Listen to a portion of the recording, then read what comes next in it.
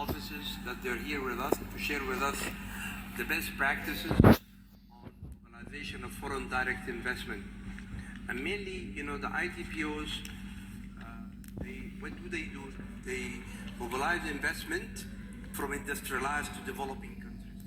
So when, during the negotiation between the government of Bahrain and UNIDO to open an ITPO, the wisdom of UNIDO at that time, that to have an ITPO in Bahrain, because Bahrain is the financial hub for the Arab region till today.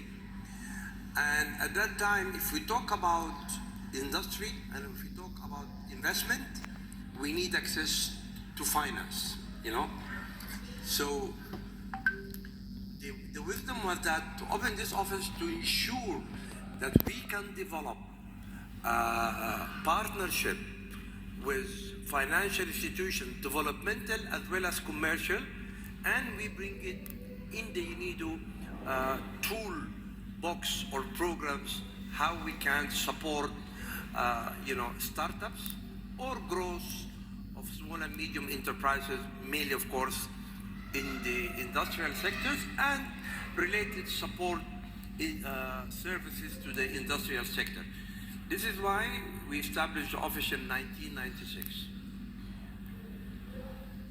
When we established the office in 1996, and I was heading this office since then, I faced tremendous challenges, because I realized that we can mobilize investment to the region and beyond, but the problem, and we brought investors, but we couldn't find local partners. All of them know, we know, and you know, that you need to have local partners to ensure, why local partners? Many in small and medium, you need a partner who knows the country, who knows the rules, the regulations, he knows the culture, and he knows what is really the requirements of the country. So for a foreign investor, it's always good to start with a local investor. But the problem was that we were not finding these local investors. Today, we call them entrepreneurs. But if you go back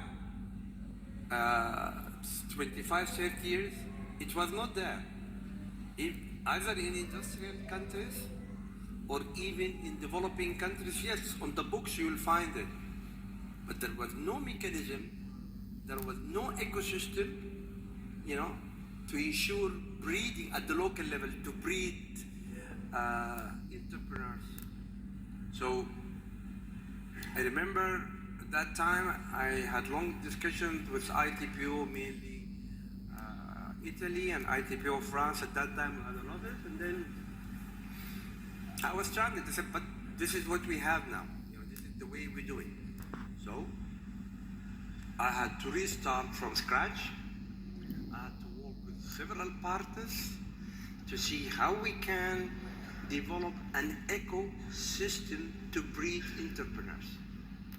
This is why we brought EDIP, the Enterprise Development and Investment Promotion, and the logo of EDIP is the domestic investment leverage foreign direct investment.